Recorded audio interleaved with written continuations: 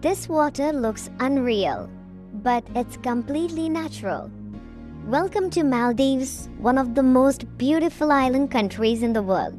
The Maldives is located in the Indian Ocean and consists of more than 1,000 small coral islands. It is famous for its crystal clear turquoise water and white sandy beaches.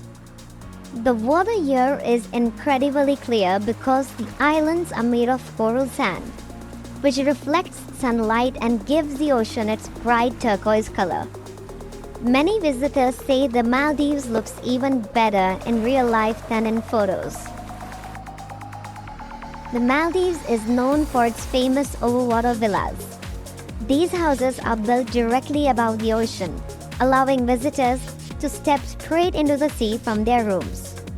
Many resorts offer private decks, glass floors, and direct access to the lagoon. While luxury resorts can be expensive, there are also budget islands where travelers can stay for much less. One of the most amazing things about the Maldives is the shallow, clear water. In many places, you see the white sand and fish, even without snorkeling. The Maldives is one of the best places in the world for swimming, snorkeling, and diving. Visitors often see colorful fish, turtles, and coral reefs. Sunsets in the Maldives are especially beautiful.